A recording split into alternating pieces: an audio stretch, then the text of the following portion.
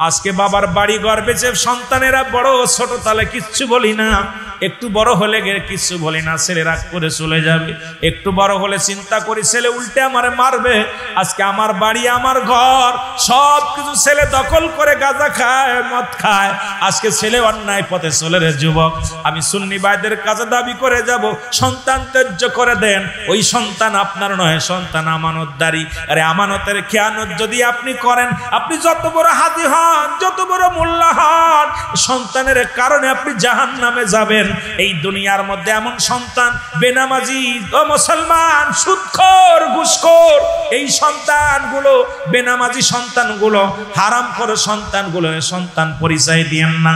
কারণ আপনি ত্যায্য করে দেন, সমাজ ডাকিয়া ওরে মুসলমান আর তাদের জন্য মায়া করে লাভ নাই। ওই সন্তান কিয়ামতের ময়দানে আপনার বুকের মধ্যে লাথি মারবে।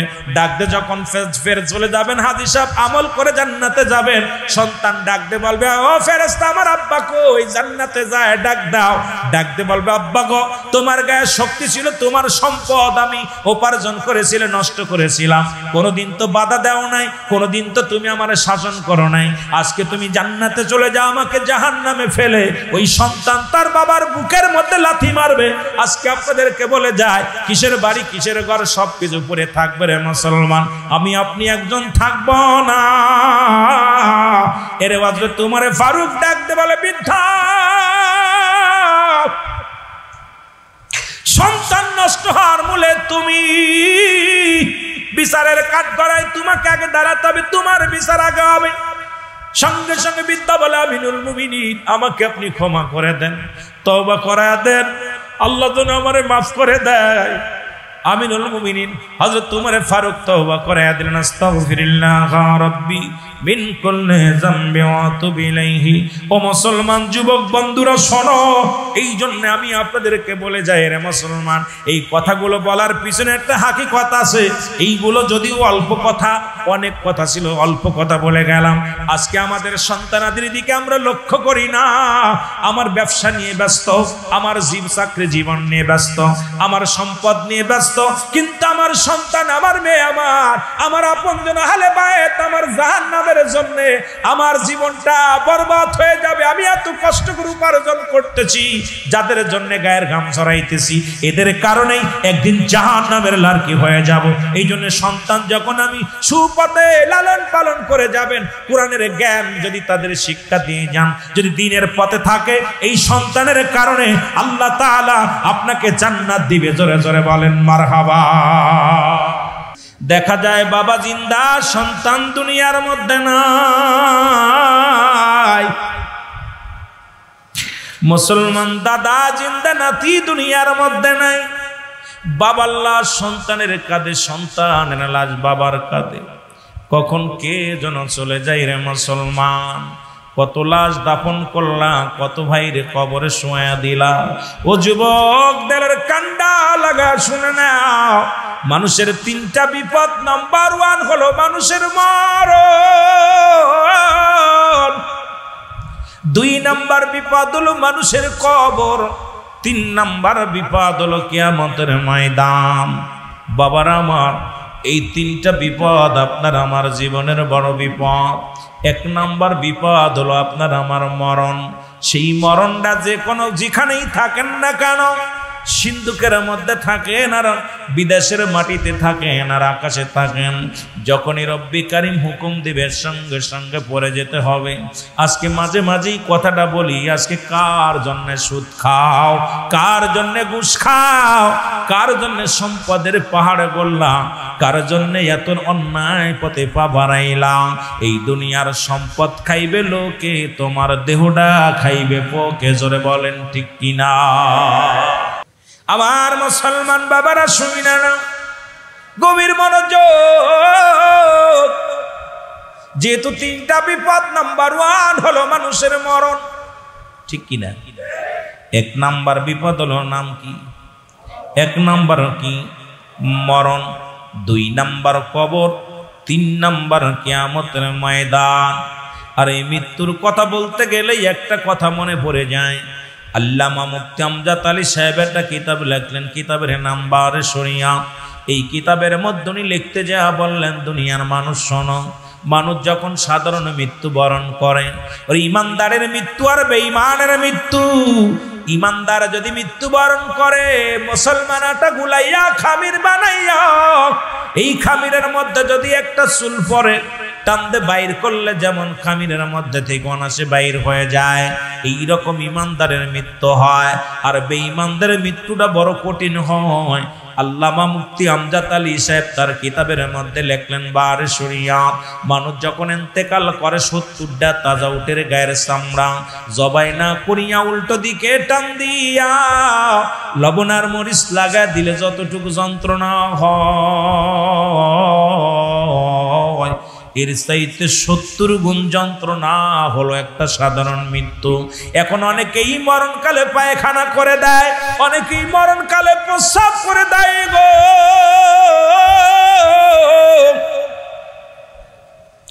অনেকেই মরণের সময় মুসলমান জিহ্বা বাইর হয়ে যায়, অনেকের চোখ দুটি বড় বড় হয়ে যায়, কত কষ্টে তাদের মরণ হয়। ও আমার যুবক বন্ধুরা, বৃদ্ধ বাবারা, দিলের কান্ডা লাগান শোনো।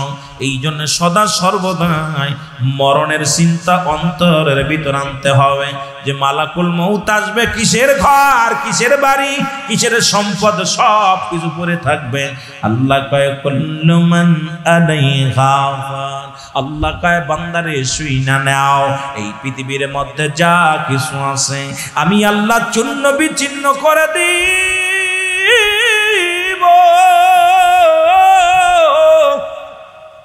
এই জমিনের মধ্যে কিচ্ছু বলতে কিচ্ছু আমি রাখবো না।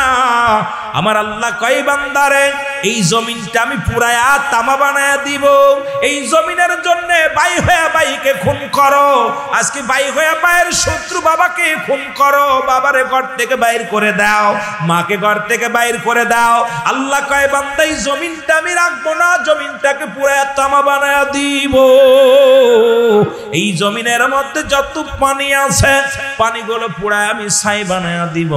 যেদিন কিচ্ছু বলতে কিচ্ছু থাকবে না, সেদিন থাকবো শুধু আমি আল্লাহ, আর আমি থাকবো রাসূলের ভালোবাসা নিয়া। জোরে জোরে চিল্লায় বলা যাবে না মারহাবা। এখন ঈদ মানে, যদিও মানে কয় মিলাদ মানতে রাজি নয়, ঈদ মেনে নিলাম। এখন ঈদ যারা মানেন না, আজকে মাহফিলখানা হচ্ছে, খুশি না বেজার? এবার ফলের ব্যবসায় ভালো লাভ হয়েছে, খুশি না বেজার? নতুন একটা বাড়ি কিনছেন, খুশি না বেজার? হ্যাঁ জোরে বলেন, খুশি না বেজার?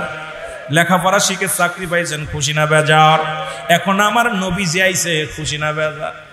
আরো জোরে বলেন। এখন নবীরে পায়া যারা বেজার হয়, নসিব খারাপ, কপাল খারাপ। এখন মিলাদ শব্দের অর্থ হলো জন্ম বৃত্তান্ত। আজকে আমি এখানে ফতোয়া দিয়ে যাই, যারা মিলাদ মানে না, এই ব্যক্তির মতো বোকা ব্যক্তি আর পৃথিবীর মধ্যে থাকতে পারে না। আমি কই বাজান রে, মিলাদ শব্দের অর্থ হলো জন্ম বৃত্তান্ত। সুতরাং মিলাদ জায়েজ করার জন্য ছোট্ট একখানা দলিল পাই, আমরা বলে দলিল পাই না, আপনারা দলিল না আমার সাথে পড়েন। বিসমিল্লাহির রাহমানির রাহিম।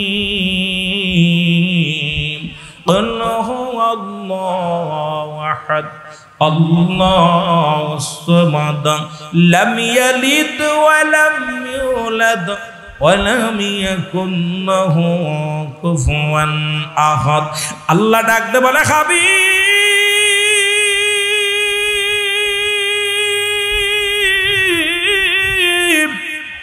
আজকে যারা মিলাদুন নবী মানে না, তাদের জন্য সূরা ইখলাস থেকে দলিল দিয়ে দেয় রে। আজকে আপনারা সাধারণ যারা সুন্নি জামাতের সদস্য, তারা মুখস্থ করেন, আল্লাহ কয় হাবিব আপনি জানিয়ে দেন আমি আল্লাহ এক। জোরে বলেন কয়জন? আরো জোরে বলেন কয়জন? আল্লাহ কয় হাবিব জানিয়ে দেন আমি আল্লাহ এক। আমি আল্লাহ কাউকে জন্ম দিই নাই, কারো থেকে জন্ম নিই নাই। এখন রাসূলের জন্ম আছে কি না? এর স্রষ্টার কোন মুসলমান, স্রষ্টার কোন মিলাদ নাই, মিলাদ আছে সৃষ্টির। এখন যে আলেম সাহেব কয় মিলাদ মানি না, তারও তো মিলাদ আছে, তার বাড়ি ছাগল গরুর মিলাদ আছে, অথচ নবীর মিলাদ মানে না। নবীর আব্বার নাম আব্দুল মুতালিব, বাবা নবীর আব্বার নাম আব্দুল্লাহ, নবীর দাদি নবীর বাবার নাম আব্দুল্লাহ, আমার নাম আমেনা, দাদার নাম আব্দুল মুতালিব, দাদির নাম ফাতিমা।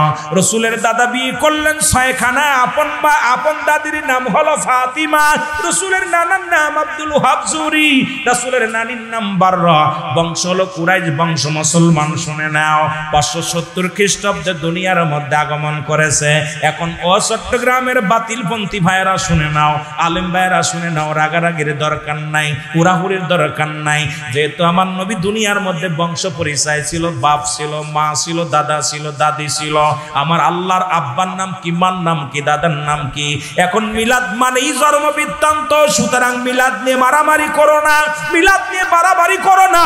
মিলাদ মানেই যদি জন্ম হয়, তোমার বাড়ির গরুডারও মিলাদ আছে, তোমার বাড়ির ছাগলডার মিলাদ আছে, তোমার বাড়ির মুরগির মিলাদ আছে, তারাও জন্ম নিছে। সুতরাং রাসূলের জন্ম যারা অস্বীকার করে, এর মতো বুকা পৃথিবীর মধ্যে আর কেউ নাই। জোরে বলেন ঠিক কি না? এ দুনিয়ার মুসলমান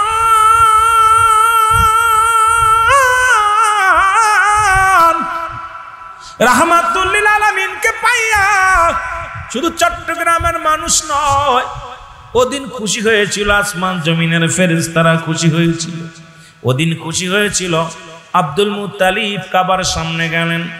আমার বাবারা সূরা ফিল যারা পড়তে পারেন, আল্লাহ বলে আলাম তারা, আপনি কি দেখেন নাই নবী আসার 26 দিন আগে আবরা বাদশা আক্রমণ করেছিল কাবার মধ্যে, কাবার একটা ইট খসাইতে পারে নাই। রাসূল যেদিন আগমন করলেন, দুনিয়ার মধ্যে আগমন করলেন, চট্টগ্রামের মানুষ যেমনি জশ্নে জুলুস করেছে, রাস্তায় নেমেছে, পরে কাবা শরীফ সঙ্গে সঙ্গে সিজদার মধ্যে পড়ে গেছে। আব্দুল মুত্তালিব ডাক দে কয়, কাবা কাবারে, তোরে আজ থেকে 26 দিন আগে ভাঙার জন্য আমরা বাচ্চা ছিল, একটা ইট খসাইতে পারে নাই রে কাবা, আজকে কেন আমার বাড়ির দিকে মাথা নত করে দাঁড়ায় আসো? কাবা বলে, আব্দুল মুত্তালিব তুমি খবর জানো না, আমি কাবার কাবা, যার জন্য আমি কাবার এত দাম, যার জন্য আমি কাবার এত মূল্য, যার জন্য আমি কাবারে যত এত তোমরা মানো, আরে আমি কাবার কাবা রাহমাতুল লিল আলামিন এই দুনিয়ার মধ্যে আগমন করে। জোরে জোরে চিল্লা বলা যাবে না মারহাবা। এরে বাবা মুসলমান বাবারা শুই না নাও, এবার মাটির পুতুলগুলো মাথা নত হইয়া আব্দুল্লাহর বাড়ির দিকে তাকায় আছে রে। আব্দুল মুত্তালিব ডাক দিয়ে কয়, মাটির পুতুল আমার বাড়ির দিকে কেন মাথা জোয়ায় আসন? মাটির পুতুলের জবান খুলে গেছে, ডাক দে বলে, আব্দুল মুত্তালিব 360টা মূর্তি জবান খুলে গেছে, ডাক দে আব্দুল মুত্তালিব শোনো, আমাকে কাবা শরীফ থেকে বিতাড়িত করার জন্য, ভাঙ্গার জন্য এই দুনিয়ার মধ্যে নবীদের নবী, কামলিওয়ালা নবী দুনিয়ার মধ্যে আগমন করেছে। জোরে জোরে চিল্লায় বলেন সুবহানাল্লাহ। এখন একটা কথা বললে কষ্ট পায় আমার আলেমরা। এরে গতবার দেখলাম মা দুর্গার সামনে আমার দেশের কত টুপিওয়ালা দাড়িওয়ালা বইয়া বইয়া পাহারা দেয়, লাঠি নিয়ে দেখে নামাজ পড়ে, মূর্তির সামনে দিয়ে নামাজ আদায় করে, মূর্তি পাহারা দিয়া রাসূল আসছে ভাঙ্গার জন্য উন্ডা পাহারা দেয়। আর রাসূল আগমনে আমরা খুশি হইয়া নবীর জুলুসে রাস্তায় দাঁড়াইয়া একটু স্লোগান দিছি, নারায়ে রিসালাত ইয়া রাসূলুল্লাহ। আমরা বলে হারাম কাজ করি, বেদাত করি, বড় কষ্ট হয়। আরে মূর্তি যেখানে ভাঙ্গার জন্য আসছে আমার নবীজি, সেই নবীর ভালোবাসায় যদি একটু তাকবীর দিই কষ্ট লাগে তোমাদের। আর মন্দিরে পাহারা দাও কোন মাসলাই পাইলা জানায়া দিতে চায়, জানায়া দিলে খুশি হব। জোরে জোরে বলেন ঠিক কিনা? আবার যদি কষ্ট পান, যদি কেউ থাকেন ওই দলের, কষ্ট পাবেন না। এরা পয়লা বৈশাখ আমার দেশের কত আলেম দোল ডগর বাজাইয়া হাতি ঘোড়া বানাইয়া সারা বাংলাদেশের মধ্যে র্যালি করেছে কত আলেমরা, দেখেছি, দু চোখ দিয়া দেখেছি। যদি মিথ্যা হয় এখন এই জবান যেন আল্লাহ কেড়ে নেয়। আমার দেশের আলেম ওলামা ওরে পয়লা বৈশাখ স্বাগতম জানাইলো, হাতি বানায়, ঘোড়া বানায়, গাধা বানায়, আরে কত রং ঢং করে মহিলা নিয়ে রংজং করিয়া। আর আমরা তো কোনো মহিলা নাচাই নাই, রাস্তায় নেমেছে আমার যুবকেরা, শুধু জবানে বলছে নারায়ে তাকবীর আল্লাহু আকবার, তালাআল বদরু আলাইনা, জবানে বলছে আল্লাহ, নারায়ে তাকবীর আল্লাহু আকবার, নারায়ে রিসালাত ইয়া রাসূলুল্লাহ। আমরা যদি নবীর ভালোবাসায় যদি তাকবীর দিলে গুনাহ হয়, তোমরা কোন মাসলা অনুযায়ী এই যে পহেলা বৈশাখ পালন করলা নারী পুরুষ নিয়া ঢোল ডগর বাজাইয়া, একটা দলিল দিলে খুশি হব। জোরে জোরে চিল্লায়া বলেন ঠিক কিনা?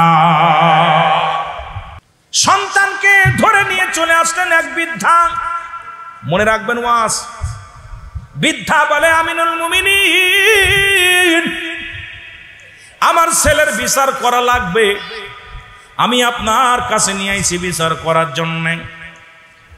খলিফা হযরত উমর ফারুক বলে, বাবা এ কি তোমার ছেলে? বলে হ্যাঁ আমার ছেলে। কয় বিচার করা লাগবে। কয় বিচারের জন্য আনছেন? কয় বাবা আমি বলে পারি না, বুড়া হয়ে গেছি, ছেলে এখন বড় অন্যায় করেছে, বিচার করতে হবে আপনার। আর আমি জানি উমরের দরবারে ন্যায় বিচার পাবো, কোনো অন্যায় বিচার পাবো না। এই জন্য আমার ছেলেকে সঙ্গে করে আনছি বিচারের জন্য। খলিফা হযরত উমর ফারুক ডাক দিয়ে বলে, বৃদ্ধা রে, তুমি তোমার ছেলের বিচারের জন্য আনছো, কি কি অন্যায় করেছে বলো। বিদ্যা বলে, আমিনুল মুমিনিন, 1 নাম্বার অপরাধ করেছে আমার ছেলে, মানুষ হত্যা করেছে। কি হত্যা করেছে? মানুষ মারা ভালো কাজ না খারাপ কাজ? পাপের কাজ না সওয়াবের কাজ? মানুষ হত্যা করেছে। হযরতে খলিফা আমিনুল মুমিনিন খলিফা হযরত উমর ফারুক বড় রাগান্বিত হয়ে গেলেন। বলে, যুবক রে, তুমি কি জানো মানুষ হত্যা মহাপাপ? বলে, হুজুর আমি জানতাম না, এখন আপনি বলছেন জানছি। এর জন্য তোমার শাস্তি, তোমার কপালে শাস্তি আছে বিধান। বলে, হুজুর দ্বিতীয় কি অন্যায় করেছে বলো। বলে, হুজুর আমার ছেলে 2 নাম্বার অপরাধ করেছে, সে জিনা করেছে। জিনার পরিমাণ শুনে নাও বাবা, জিনা করেছে। খলিফা হযরত উমর ফারুকের চোখ দুটি আরো লাল হয়ে গেল। জিনার শাস্তি তো আরো কঠিন, কারণ যদি কোনো যুবক, যদি অবিবাহিত নারী, অবিবাহিত পুরুষ যদি জিনা করে, যেহেতু এখানে চারিদিকে অনেক মানুষ দূর দূরান্ত থেকে আসছেন, বাবারা খুব লক্ষ্য করে ওয়াজ শুনবেন, জিনার শাস্তির বিধান শুনেন। খলিফা হযরত উমর ফারুক আরো রাগান্বিত হলেন। শাস্তির বিধান হলো, যদি কোনো অবিবাহিত নারী, অবিবাহিত পুরুষ যদি জিনা করে, শাস্তির বিধান হলো তার গায়ে 100টা ডুরা মারতে হবে, এমন ভাবে মারতে হবে সে যেন মারা যায়। যদি মারা যায়, মুসলমান 2 সেটে যদি বাকি থাকে, তার কবর উপরে সেই তার জানাজা পড়াইতে হবে। যদি অবিবাহিত থাকার কারণে সে জানাজা পাবে, কাফন পাবে, দাফন পাবে, বাকি বেতের আঘাতগুলো তার কবর উপর দিতে হবে। এটা হলো ইসলামের বিধান, ইসলামের নীতি, ইসলামের নিয়ম, কোরআনের আইন, হাদিসের আইন। খলিফা হযরত উমর ফারুক রাগান্বিত হয়ে গেলেন। ডাক দে বলে, যুবক রে, তুমি এত বড় অন্যায় করেছো, তোমার বিচার হবে, কঠিন বিচার হবে। ডাক দে বলে, বৃদ্ধ রে, 3 নাম্বার অন্যায় তোমার ছেলে কি করেছে বলো। ডাক দে বলে, হুজুর আমার ছেলে মাদক সেবন করে।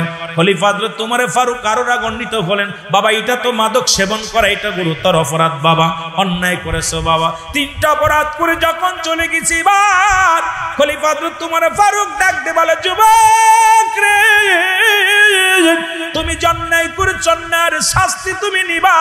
এখন তোমাকে কঠিন শাস্তি দেওয়া হবে, তোমাকে শিরচ্ছেদ করা হবে।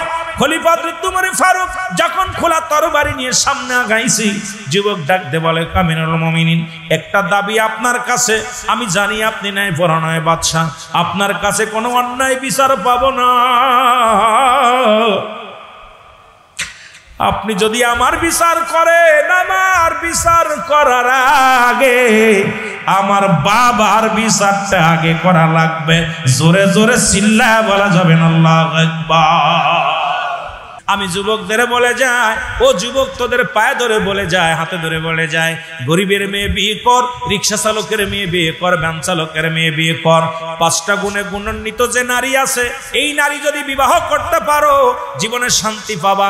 রাসূলের বাবা আব্দুল মুতালিব 5টা গুণের গুণান্বিত দেখে বিয়ে করেছিল। তার মধ্যে 1 নাম্বার গুণ ভালো করে লেখে নেন, যারা করে ফেলেছি তো তারা তো ভুল করেছি, ভালো হোক আর মন্দ হোক এখন আমরা করে ফেলেছি, যারা করেন নাই তাদের জন্য বলে যায়। 5টা গুণের গুণান্বিত নাম্বার 1 গুণ আমানতদারি, যে মেয়েটা তার স্বামীর আমানতদারি। 2 নাম্বার হবে পর্দাশীলতা, 3 নাম্বার হবে আমলদারি, 4 নাম্বার হবে মুসলমান, শুনে নাও একটু গুণরূপবতী মুসলমান, শুনে নাও। 6 নাম্বার হবে সে একটা আদর্শবান ফ্যামিলি, সেজন্য একটা ইসলামী নীতি নিয়মের মধ্যে সে জন্মগ্রহণ করে। এই 5টা গুণের গুণান্বিত যদি কোনো নারী তোর কপালে জুটে যায়, এই দুনিয়ার মধ্যে শান্তি আর শান্তি এসে যাবে রে মুসলমান। দুনিয়াতেও শান্তি পাবি, ঘরের মধ্যে শান্তি, বাড়ির মধ্যে শান্তি, জীবন যাপন করবি বড় শান্তির মধ্যে পাবি রে বাবা। আর কবরে যাও শান্তি পাবি। এই জন্য যখন বিবাহ শাদী করবেন 5টা গুণ দেখবেন, তার মধ্যে 1 নাম্বার হলো আমানতদারি। আমানতদারি যখন কোনো মেয়ে আমাদের দেশে যে সমস্ত নারীরা স্বামীর আমানত নষ্ট করে ফেলেছো, সতীত্বর আমানত নষ্ট করে ফেলেছো, আল্লাহর কসম কঠিন হিসাব আখিরাতের ময়দানে, কিয়ামতের ময়দানে কঠিন জবাব দিতে হবে। জোরে জোরে বলো আল্লাহু আকবার। যুবক বলে হুজুর 1 নাম্বার অপরাধ আমার আব্বা, সে আমাকে একটা ভালো মা দেয় নাই। 2 নাম্বার অপরাধ, সে আমাকে কোরআনের জ্ঞান শিক্ষা দেয় নাই। প্রতিটা বাবা মা ধরা পড়ে যাবে। ছেলে যখন ছেলে হোক আর মেয়ে হোক, মক্তবে দিয়া কিছু সূরা কিরাত শিখাইবেন, জানাজার নিয়ম শিখাইবেন, দোয়া দুরূদ শিখাইবেন। মুসলমান শুনে নেন, এগুলো শিক্ষা না দিয়া যদি দুনিয়া থেকে আপনার সন্তান রেখে মারা যান, কে দোয়া করবে? আদম আলাইহিস সালাম দোয়া করেছিলেন, রব্বানা যালামনা আনফুসানা ওয়া ইল্লাম তাগফির লানা ওয়া তারহামনা লানাকুনান্না মিনাল আদম ডাক দে বলে, রব্বে কারীম, ও আমার আল্লাহ, ও আমার রব, ও আমার প্রতিপালক, আমি জালিমদের অন্তর্ভুক্ত হয়ে গেছি, আমার তুমি ক্ষমা করে দাও। আর আখিরি নবী কান্দে, উম্মতের জন্য কান্দে আর বলে, রব্বির রহমহুমা কামা রাব্বায়ানি সগীরা। এ আমার ভাইরা, আমার বন্ধুরা, যে কথাগুলো বলতেছি, যুবক ডাকতে বলে, হুজুর আমার কোন ইসলামের জ্ঞান শিক্ষা দেয় নাই, হারাম হালাল বুঝার জ্ঞান আমার নাই। আগে আমার বাবার বিচার করা লাগবে। 3 নম্বরে আমার একটা ভালো নাম রাখে নাই। সুতরাং অপরাধ যদি করে থাকে, আমার আব্বাজান অপরাধ করেছে, আগে আব্বার বিচার করা লাগবে।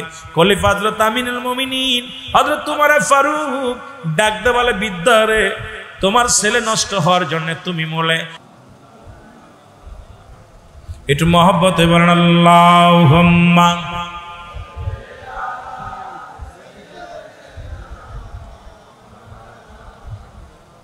ওয়ালা আলি সাইয়্যিদিনা।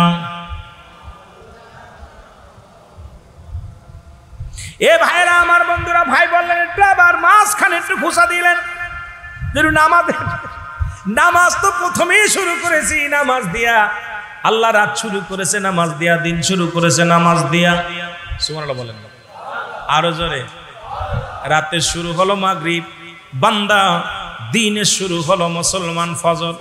তাহলে রাত আর দিন যদি শুরু করতে হয়, রাত শুরু করলেও নামাজ লাগবে, দিন শুরু করলেও নামাজ লাগবে। জোরে বলেন ঠিক কিনা? আর একটু জোরে বলেন ঠিক কিনা? রাসূল নামাজকে কত গুরুত্ব দিছে। আমার রাসূলুল্লাহ 1 ওয়াক্ত নামাজ যদি কোনো ব্যক্তি কাজা যায়, 80 হুতবা পরিমাণ জাহান্নাম। কত হুতবা? যারা বলেন কত হুতবা? 80 হুতবা পর্যন্ত জাহান্নাম। যার 1 হুতবা পর্যন্ত 1 পরিমাণ হলো 2,88,00,000 বছর। কত বছর? যারা বলেন কত বছর? 1 হুতবা পরিমাণ হলো 2,88,00,000 বছর। তাহলে আপনার জীবন থেকে, আমার জীবন থেকে কত নামাজ ছুটে গেছে।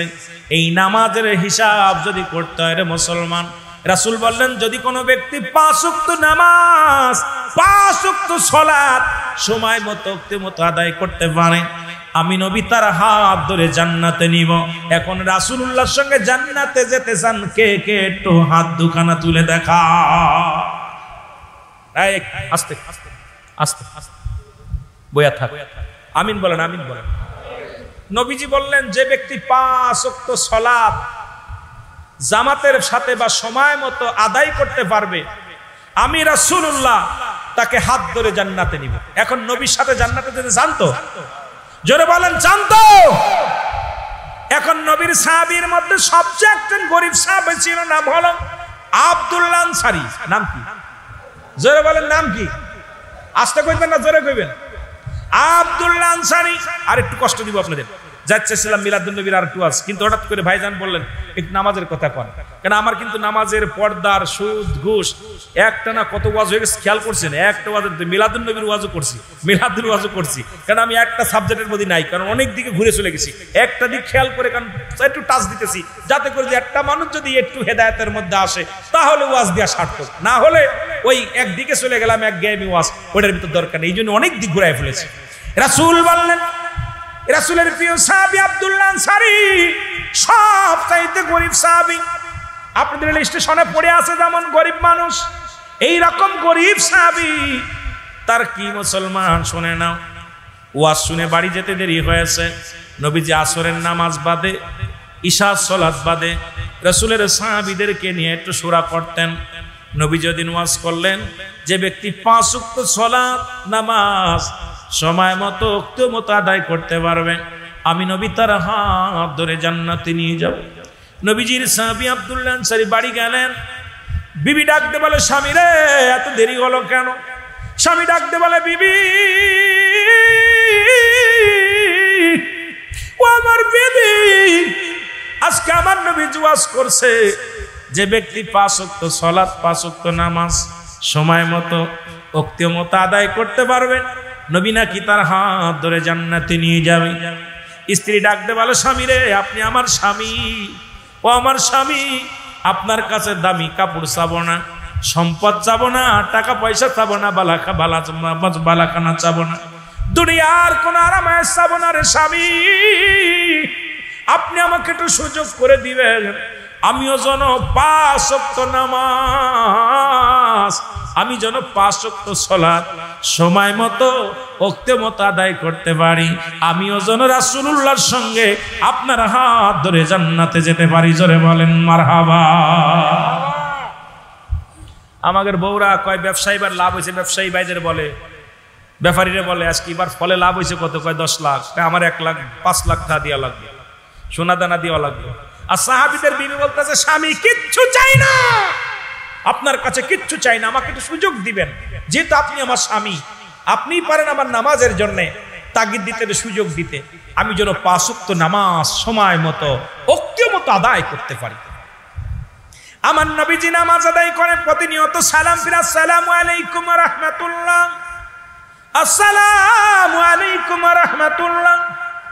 নবী তাকা দেখে নবীর সাহাবী আনসারী নাই রে, নবীর সাহাবী আনসারী নাই। রাসূলুল্লাহ বলেন আমার সাহাবীরা রে, আমি দেখলাম আমার আনসারী নামাজে আসলো, জামাতে আসলো, কিন্তু সালাম ফিরে আমার আনসারীরে দেখতে পাই না, কারণটা কি? সাহাবীরা বলে হয়তো হুজুর বাড়ির টেনশনে পড়েছে, কোনো ঝামেলায় পড়েছে। আমার নবী কয় না, আমি নবী নিজেই সংবাদ নিব, খবর নিব আমার আনসারী কেন কেন দৌড়ায়া বাড়ি চলে গেছে, খবর নিব।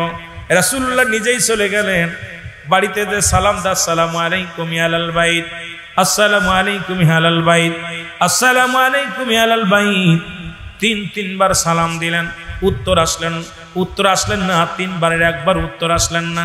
নবী মনটা বড় খারাপ হয়ে গেল, রাসূলুল্লাহ মনটা বড় কষ্ট পায়া, মনে কষ্ট পায়া ফিরে চলে আসলেন। আনসারী পিছন থেকে সালাম দেয়, ওয়ালাইকুম আসসালাম ইয়া রাসূলুল্লাহ,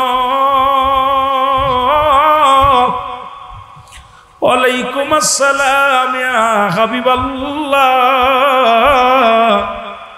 ওয়ালাইকুম আসসালাম ইয়া রাহমাতাল লিল আলামিন। আল্লাহর নবী ডাকতে বলেন আনসারী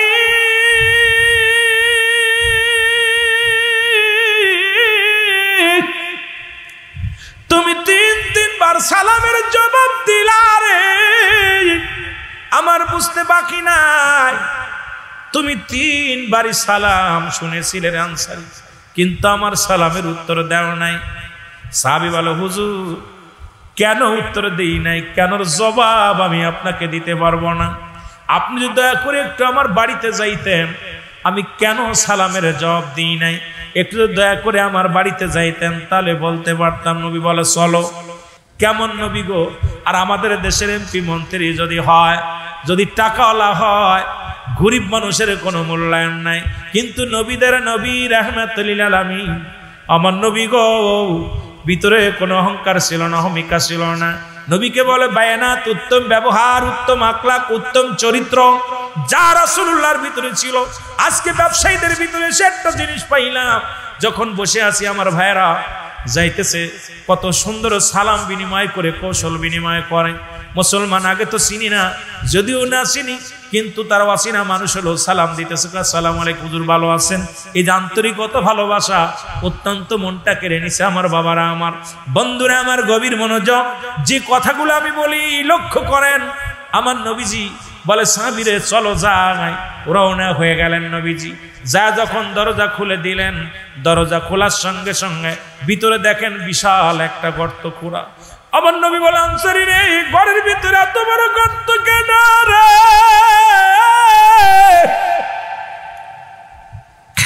এত বড় গর্ত কেন খোঁড়া? আনসারী বলে নবী গো, মায়ার নবী,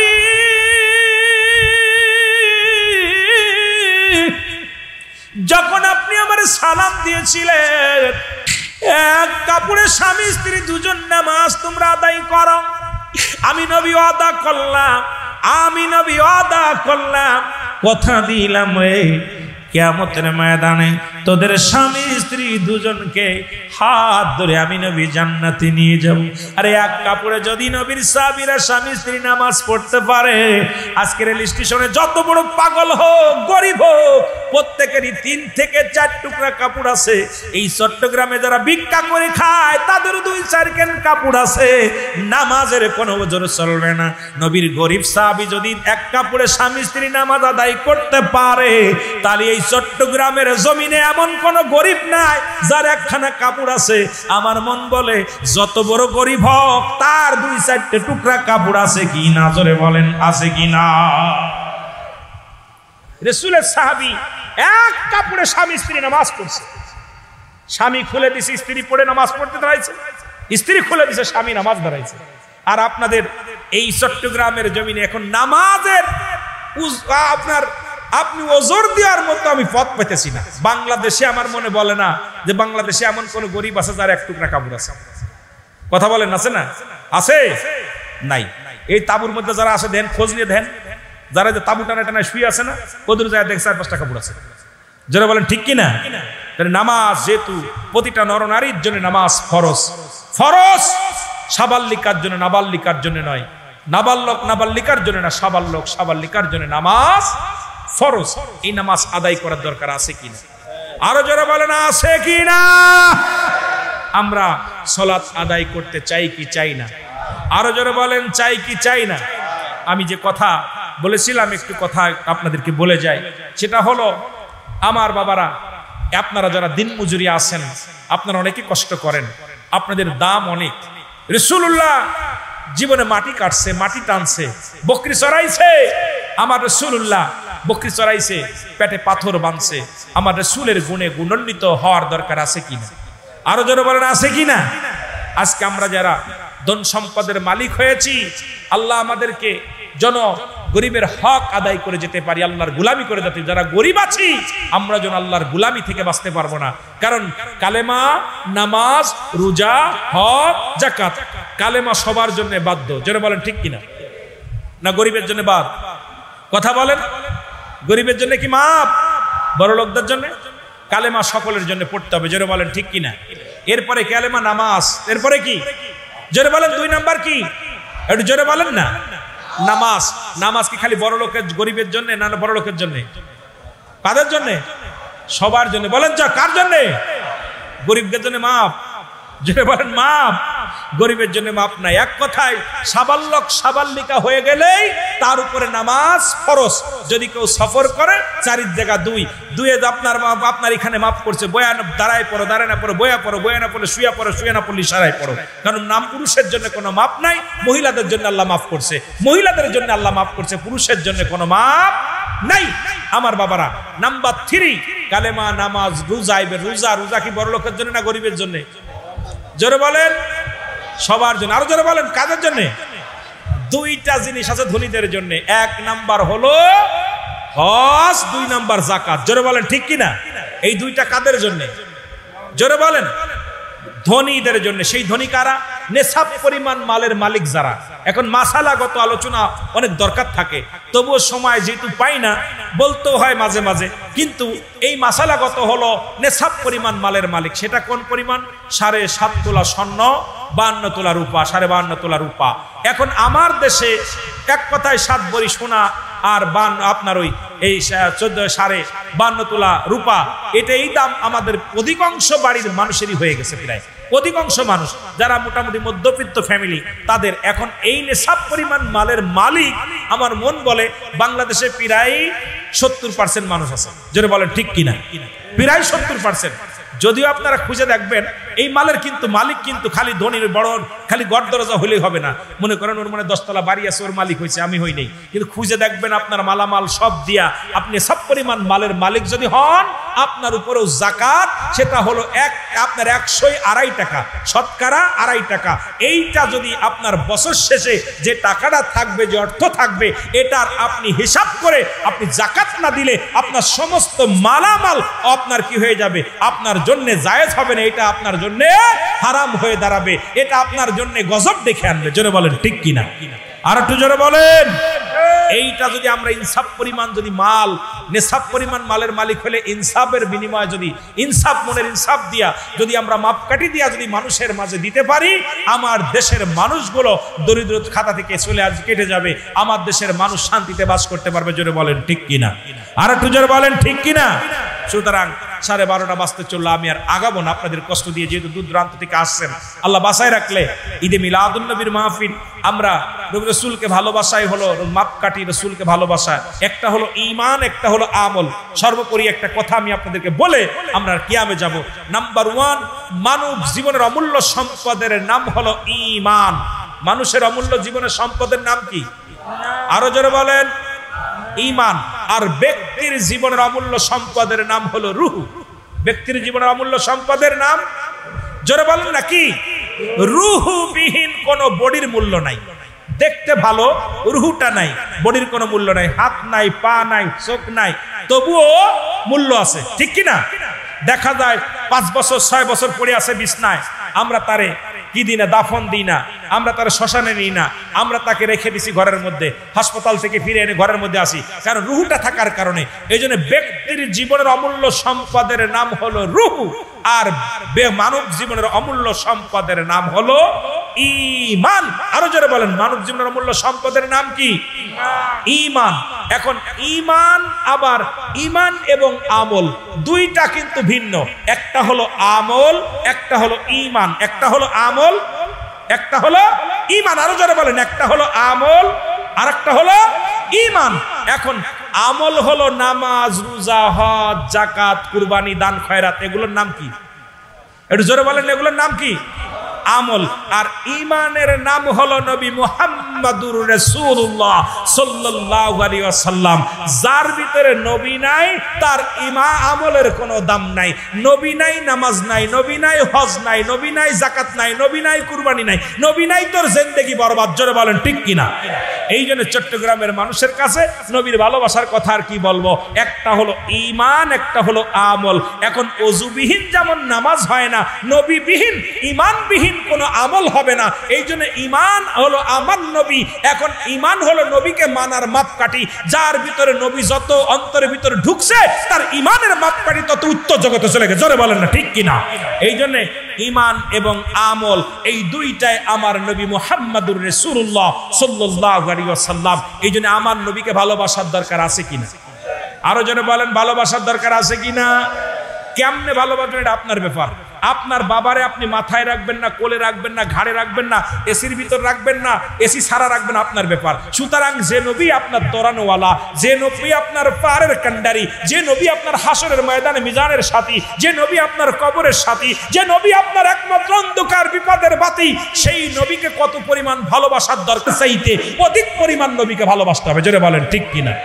আরো জোরে বলেন ঠিক কিনা? এটা আপনাদেরকে চট্টগ্রামের মানুষ তো দেখাই দেন। নবী প্রেমের কথা আপনাদের কাছে আর কি জানাবো, কেন আপনারা আমার চাইতে ভালো জানেন। কারণ রাসূলকে এত ভালোবাসেন, জানের চাইতে বেশি ভালোবাসেন। যেমনি ভালোবেসেছিল আপনার, কে ভালোবেসেছিল?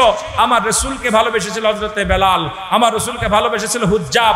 আব্দুল হুজ্জাব যখন আমার নবীর প্রেমে পড়েছিল, হুজ্জাব যখন তার দাদা কালেমা পড়েছিল লা ইলাহা নাই কোনো ইলা ইল্লাল্লাহু এক আল্লাহ ছাড়া মুহাম্মাদুর রাসূলুল্লাহ সাল্লাল্লাহু আলাইহি ওয়াসাল্লাম। হুজ্জাব যখন কালেমা পড়েছে, চাচা বলে বাতিজারে কি পড়ো? কয় চাচা গো, এই আসমান জমিনের সবকিছুর মালিক আল্লাহ, এই আকাশের মালিক আল্লাহ, জমিনের মালিক আল্লাহ, সব কিছুর মালিক আল্লাহ। আর 2 মিনিট আছে আপনাদের সময়, আর 2 মিনিট আছে। সব কিছুর মালিক আল্লাহ, তবে তাকে পাওয়ার একমাত্র মাধ্যম আমার নবী রাহমাতাল লিল আলামিন। চাচা কয় তুমি জানো কালেমার অর্থ? কয় কি? কালেমার অর্থ তোমার সম্পদ ছেড়ে দিতে হবে। কলাম দিলাম ছেড়ে। কালেমার অর্থ তোমার খাবার বন্ধ, দিলাম খাবার ছেড়ে। কালেমার অর্থ জানো? তোমার পণ্যের কাপড় খুলে দিতে হবে। আব্দুল উজ্জাব তখন সঙ্গে সঙ্গে কাপড়টা খুলে দিয়েছিল।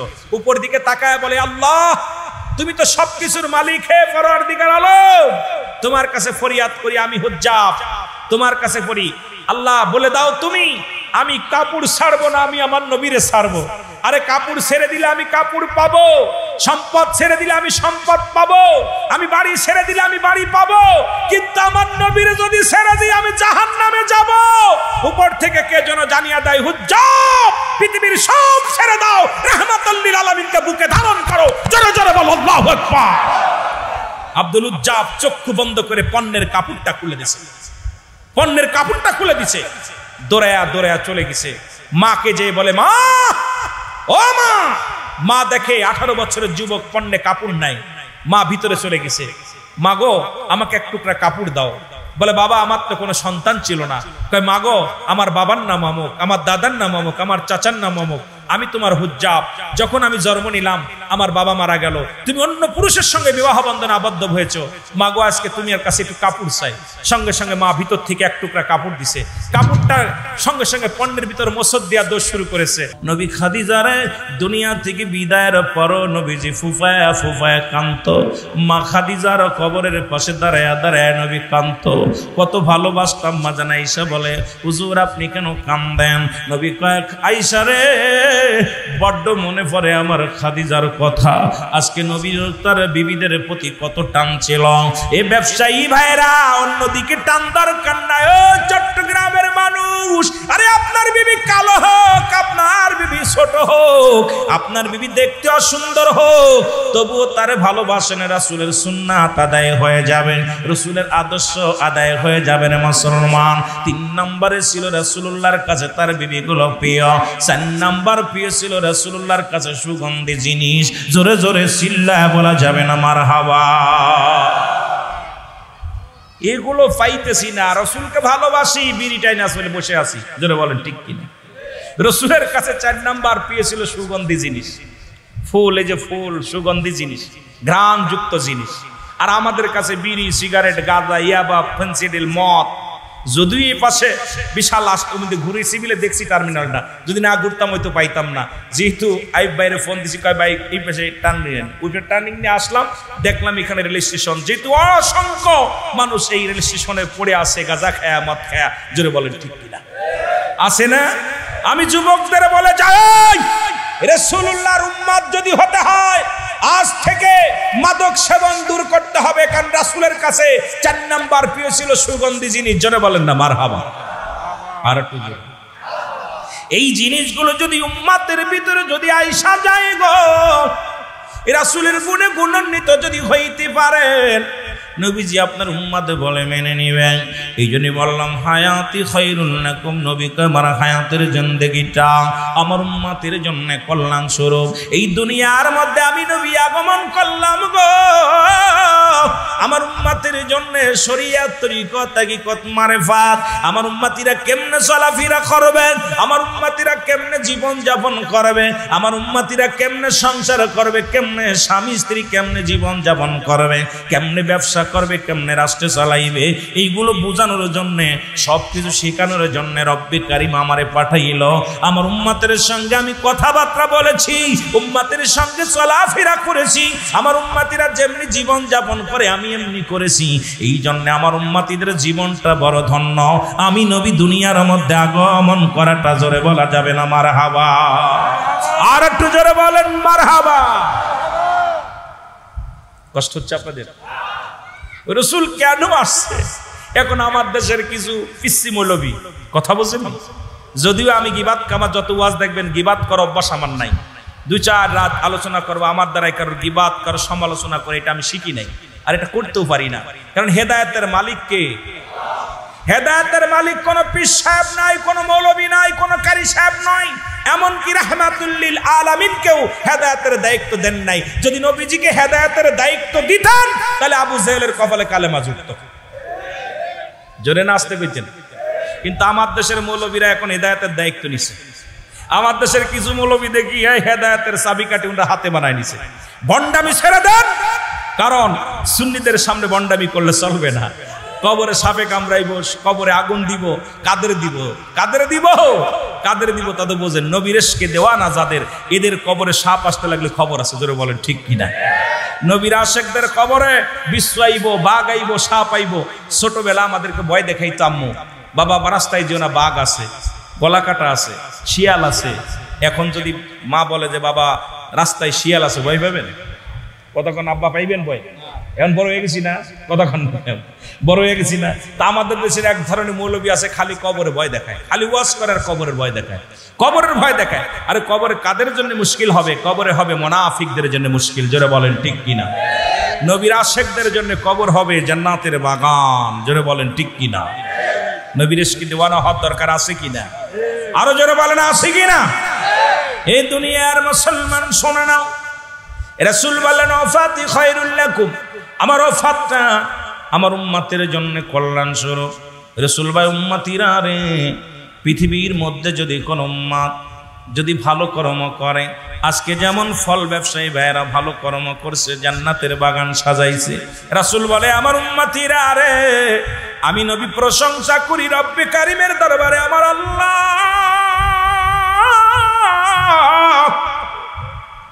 চট্টগ্রাম ফল ব্যবসায়ীরা জান্নাতের বাগান সাজাইছে।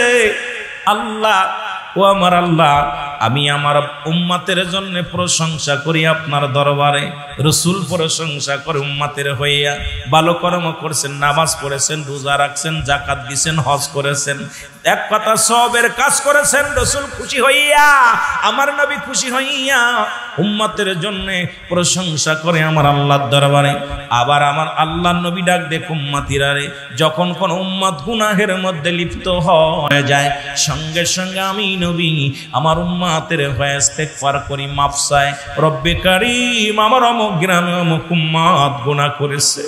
জোরে জোরে চিল্লায় বলেন আল্লাহু আকবার। রে আমি পাপী অপরাধী মওলা, তোমার দয়া চাই, বলেন আমি পাপী অপরাধী মওলা, তোমার দয়া। যারা পাপ করেছেন তারা বলেন, যারা তওবা করেছেন তারা বলেন আমি পাপী অপরাধী মওলা, তোমার দয়া চাই, বলেন আমি পাপী। এরে তুমি যদি না করো দয়া,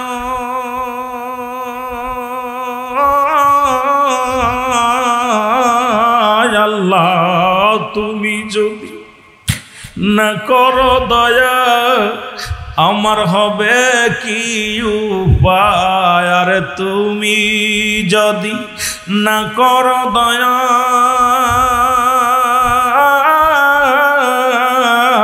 আল্লাহ আমার হবে কি উপায়? আমি পাপী অপরাধী মওলা, তোমার দয়া চাই, বলেন আমি পাপী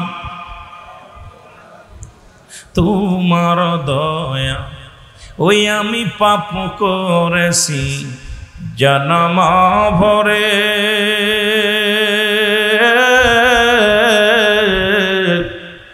কাঁদি গো আল্লাহ মিলাদুন নবীর মাহফিলে বসে।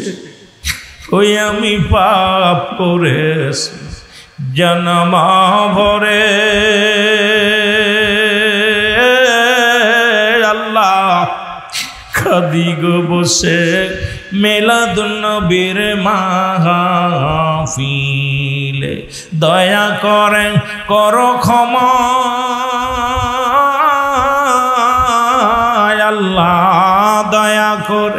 কর ক্ষমা আমি পাপী সংসারে আর দয়া করে কর ক্ষমা আমি পাপী সংসারে আমি পাপী অপরাধী মওলা তোমার দয়া সাই বলে না আমি পাপ এ দুনিয়ার মুসলমান